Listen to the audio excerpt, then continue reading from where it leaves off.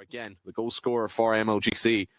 Dribble that Snowy, maybe the last chance opportunity. CP Zebra, the old man. Oh, he couldn't get on target. Just clips the post, and we have our first OT in our first game of the day.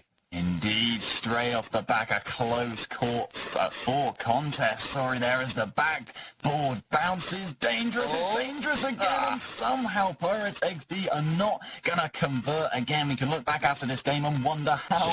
Oh, it's in the top right corner. What a strike that was. Any other day that finds its way in, but it's one of those ones where it's 1 pixel away from perfection. Meshing with a really nice touch. Nissan missing his, and so now the counter attack for Budapest 5 with not much boost on Meshing and not much car left either. It's going to come down to Negsy and Kokon to link up. They do so, and Kokon shows us that goal explosion again. Budapest 5, 2-1 in this series. Finally, the pass was on point. It was Negsy with one touch, then another one while winning the race on the wall as well. Braz could do nothing about it as Polska Gurom's last man. And it's another goal, another score from the only Budapest 5 goal scorer in this entire series. It's Kokon. He's so dangerous. Hi, mate. Around the corner from me. How you doing? You all right? How you doing over there? I never know if I'm looking. The way to do it, look at where your mic arm goes. See? So you can see your mic arm on the camera. You can therefore orient based off that, right? So your mic arm's pointing towards me, so therefore wave in the direction that your mic arm is. That has been a rock for Budapest 5, and that continues now. Petra with another chance to have a shot on net. Pinched high, straight at the camera. Gosh. That's like us, mate. We're the ones in the air. Yes, lads. Look at us just hovering up here in our golden perch of Rocket League. It's quite fun up here. Everybody who's watching on at home, this is what we see throughout the entirety of today. We're just looking down at our subjects playing Rocket League, and our subjects have just got a pretty good goal. They put us, you pretties. What a touch from Kokon. Getting that pass through round every single defender as well. Budapest 5 putting on a huge showing here for their country and for this region. I'll tell you what, Kokon just genuinely seems legit. He scored those 3 goals in game 1, and we weren't certain if he just had a good game, but look at him dribbling now. This is a man that nails those dribbling challenges. You can just tell the way he catches the ball and floats it over the top of the Polska Grum defense. Had to be on point yet again. It would have just bounced really awkwardly for the Budapest 5, but he sent it long, and now they have this attack. Now they have the chance to win, and they've taken it, and Budapest 5 has caused the upset, and it's Negsy. Hungary's finest break through Poland's best, and they will take this series 3 games to 2, and Budapest 5, it took them 5, but they could have done it in 3. It wasn't much, but it meant that Cyrax couldn't shoot it on net, and it will be pinching towards that right wall. Meshin tries to tee it up towards Negsy and does so. Kokon is just waiting in the center to see if he will be called into action. He is, and he gets the pinch. One more touch, wants one more pass down. Meshin's arriving, Meshin shoots, and Meshin gets it. You can see how quickly Budapest 5 spring their trap. Kokon going so high with that, luring 2 defenders in and can tip it past every single one of them. Meshin rocking the Professor of Physics tag and is able to send it back of the net, showing that force is acceleration times mass or whatever. He's really meshing with the, check this out, the French. Meshing with them. Yes. Kokon takes another catch on the wall. I thought Meshin was pre-jumping in his goal there, but he was just dancing on the roof. Got to be up to at least 3-4 demos so far in this game. He's going to pick up another one there. Krasic's in the corner. As LJ was looking for the pass through midfield, it's going to be first again to haul this one down. Looks for that double. He scores. No way. Unbelievable stuff already from First. It's 4-0. I talked about keeping the ball away from them. Krasic's had to be there sooner. You cannot allow 5 goals to try to come back from here in the final minute 15. LJ looking to do just that. That's a beautiful double touch right by Firstkiller. He ends up playing it off of First. It goes in the net. The shutout is broken, and maybe a little bit of confidence for LJ and the boys. Hey, no, that's exactly what they need. What a shot. Set up these passing plays to get the ball in deep and start the forecheck as we are moments away from the final 60 of this game. Garrett with the fake. That is absolutely disgusting as First at open net. And this is why you can't be counting them. You can't be counting them out, and I don't think anybody wants. But, you know, again, I don't feel like this series is in the books. Obviously, Murica going to have that one game lead as Garrett. Okay. You got to watch this again. It's a pinch, obviously. I don't know how he doesn't block this entirely. This was so good. There's no way Krasix is stopping that. Him and OG2 lately. And he does a beautiful one on there, too, and quite the angle to see it. But Firstkiller is going to turn it around. He missed the first double tap, and he cranks out the second one. All he needed was another opportunity. He said, all right, no more passing. I'll do it myself. Two players up and doing that for Boulevard, and having that third player play real smart positioning to be able to start anything against Murica here. Oh! Well, that was almost the kind of plays I was talking about. I was hoping Boulevard could maybe pull him off, but Murica is going to set us off. What a pass! Straight down from first to they've been on a roll. They've been playing all day today, and they've gotten better as each series goes on. But Chicago offensively puts one in. It's the first of the series for Murica. 8 seconds in. You know what? I like that you're thinking of the show. You're thinking of the storylines. Hey, let's give some hope. Does he score this? Oh, he gives it over to LJ, and Firstkiller stops it on the line. Toasty did just about everything right to get that ball out in front. Now, Firstkiller, he's going to go bar and in. That's his second of the game, and it's 4-2. I want to talk about that pass from Chicago. He had no space to get that through, and somehow he got that up to First. First is scoring those angles. He just caught Murica off guard here. They're definitely still in the game, and they're going to be punching hard back. There's going to be another one. No one home. And the goal lead is now taken by Murica. And, you look at this. Both Firstkiller and Garrett are behind 2 enemy defending players. It's a bouncer. It's Toasty. He's got a double-touch chance. Can't find the second one. And Firstkiller with a big clear. Able to reset things a bit here for Murica. That's off the oxygen player. Chicago will secure it, and it's 2-0. What happened here? This is not fun for Toasty. Firstkiller gets the bump here in game number 2 with Murica. And a bracket reset. Both teams deciding or playing to decide who is going to be the United States representative in the Intel World Open. And GarrettG is trying to say it's going to be us. And that is such a beautiful double touch. So clean, dude. But the big question on the minds of all of the fans watching now, you and I both as well, can they hang on to the lead? That's going to be a much bigger task now for Oxygen to try to come back from. Yeah, no, this is starting to get away.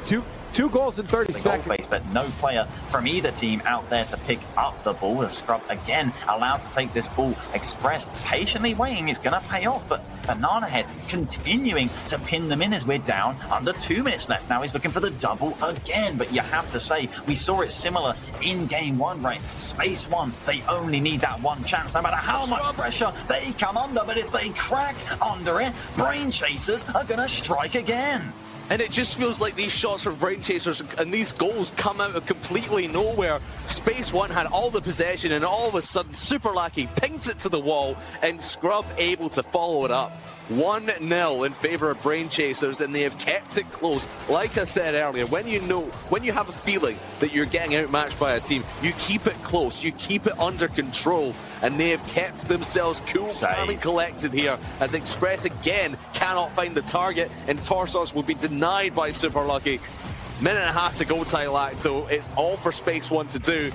And to be honest, they don't seem packed on the clock, and Space 1 have to try and strike back, but can they really again? The last goal they got was really a slip-up from Brain Chasers. Credit to Express. He was patient in the corner. He baited in the players and ended up punishing, but will that mistake come through again as it's still Brain Chasers, like you say, looking for a third? Express sends it long. There's no patience anymore as the whiff on the backboard. Gonna be ghostly. Torsos snipes the bottom corner. Super Lucky just completely out of position. He had all the boost, but he comes off that wall at awkward angle, thinking Express is going to fire, but no, Torsos rotates in, takes the shot instead, and Space 1 tie things back up in the nick of time. 16 seconds left. Kickoff incoming. Overtime looming. Can Brain Chasers hold on and send this to overtime, because Space 1 are now on a roll? Here comes Amphis looking on the crossbar. Torsos is there, but denied by Scrub. He'll have another goal, although it's right back into the orange half. Amphis sends it into the floor, and we have only our second over throughout the course. Not just this game, but of this series as well. They came and created their own chances, and Tarsos will just put the cherry on top of the cake as Space One have 4 and will head to the grand final. Yeah, it's very tidy. Tarsos just getting another one for his collection. Textbook redirect from the wall, and yep, it's 4-0 and Space One. We have not seen them play against FMF in the entirety of today, because of course Space One lost in their upper round 1. So this will be a fresh new matchup, but it will also be our grand finals. And Space One, they're gonna have to try and pull off the bracket reset, complete lower bracket run. 2 Game 5s to win in the grand final for Space One. But they've done 2 in a row already. Can 50 player. And it's like, actually, no, I'm capable of brilliance too. But we know that Tho's capable of brilliance. As soon as Tho took that first touch, it was only going in one place. Tho! Oh, that's filthy. Town team looking very threatening. Would it be confusing to our lovely viewers watching on at home if we referred to these teams as E-Team and T-Team? Let's try it and see if we get confused. Okay. Here is Dorito for T-Team. I don't get it. Well, who? Trying to find... I mean, it's an unfortunate disconnect as they're looking to freestyle for you, Leaf. I think this is what they wanted. Yeah, there goes the remainder. It is. Come on. All right. Oh, that's a weird flip reset. Illusion. He didn't get it. Thank you, though. Good try. I like the spirit. All right. Well, who's next? Well, I honestly, Leaf, I want to see you out there flip resetting on Squishy. No, you don't. I want to see you at least try. It's sad. Oh, Squishy didn't have boost. That could have been the chance. There's no one even there. I'm not sure what's going on. We're not going to even play. Well, they're waiting for you to get on the field. I mean, I guess I know that we've got our observer in the game. You and I are not actually in game, unfortunately, so we can't get on the field ourselves. Mr. Goomer. This is, I have to say, the weirdest end to a game I think I've ever casted. Really? I think I'd have to, yeah. I feel like he's trying to hop on a trend there that he's not part of. It's not a trend, though. Like, Fairy Peak has one and From the Air have one. I would say... trendsetters. I'd say you need more in the Rocket League community than Fairy Peak and From the Air to do something, than to make it a trend. That's what you think, mate. Do you know who the first flip resetter was? Wasn't it Fairy Peak and From the Air? It was, mate. Do you know there it is? See? Didn't use it, but he had it. In the locker. Bank. Thought it might have been Squishy, but I guess I was wrong. Yes, yeah. Do you know who did the first in and out save? Tell me it wasn't From the Air. From the Air and Fairy Peak together. Oh, wow. Do you know who got Same the first game. Cooksit pinch? From the Air That's and... Cooksit. Okay, that was Cooksit, okay. Game. The 2 keepers that are sitting there, I don't think... Ball into car does not go. It does not go through the car. Unless Khalid! Oh my goodness, that's goal of the day for me. 3 players back on defense. Yep, there might as well have been none. Flip reset fake into wave dash. The power he gets on that. He's been so quiet for 2, if not 3 games. He hasn't scored, but to walk back into the... Respecting that. I mean, massive props to the players for respecting that. And the thing for me is that on the side of Falcons, right, how do you stop thinking, we're about to do this, we're about to do this? Because when that's your thought process, you're not going to be thinking rationally, right? You're going to be thinking impulsively. There's not going to be the composure that they've shown so well, an organisation to rotate fully and punish in the gaps that they're creating through their demolitions. Yeah, you've got to be really, really wary of that. And I can fully agree with you on this, by the way. Massive props to Sandrock and respecting the disconnected Falcons, because we've seen so many times. I mean, the first goal has gone in, and our rules dictates that if the first goal goes in and disconnect happens, you just play on. But hopefully we'll get them back to full strength soon. And but we'll just stick with that Ahmed dribbling. Talk us through I quite like skill. I want to say the skill that Ahmed has. Just chilling. Yeah, so just clarify, we do not have admin powers, so we are chilling in order to put that. I mean, the point is, has science gone too far? Oh my goodness! Yes, it absolutely has! Oh, science has gone too far. That pinch has gone just far enough. Oh my goodness! Linking up with Shaolon to get the dreamy team pitch 169 kilometers per hour from their own half. Bumpy Pumpy slam it home. That is one of the nicest pinches I have. Might have actually hit the post. Was it not for the touch from Burn? The question is whether it would have gone in off that post. But crazy entertainment here in game 3. And Arch, my goodness, he's got his shooting boots up and he's really tied the laces here. He's got 2 in a matter of seconds. Apers, this is what I wanted to see. That pre-jump is filthy. It's ridiculous. Through Arch, he makes the touch past 2 players though. Finally open at the other end. Plasma to shoot goes far too high. Arch is unable to touch it. So on the way out, tries to bump Olpix. Doesn't manage to. Peseta, and just caught out as well.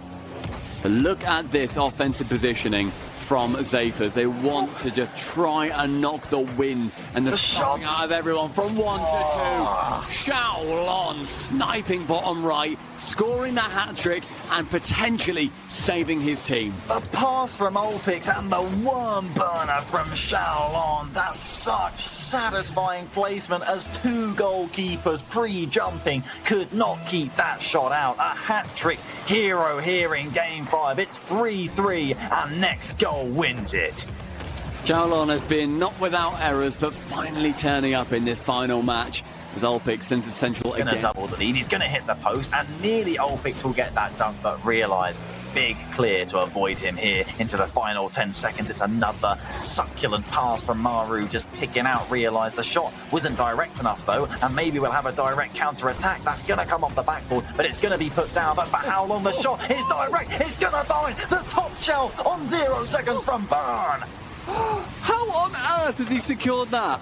That bounce is so fortuitous that Burn, it would be rude not to bang it in below the crossbar. The keeper, having no chance of saving it, over time, just pulled from the jaws of victory of Tokyo Verdy. How is everything that we're saying ending up happening? I want a 11-minute overtime. Do you think that'll happen? Yeah, it has to now. Legally speaking, it has to. I mean, it's 3-3. On the net. And he's going to pick that one away, and he's going to send Devo packing as well. This is dangerous for Devo. Oh! He's going to get an own goal. It's an own goal, but look at Flame's flick. Oh, that flick just getting so high over the top. Oh, that's perfection. Does that flick have a name?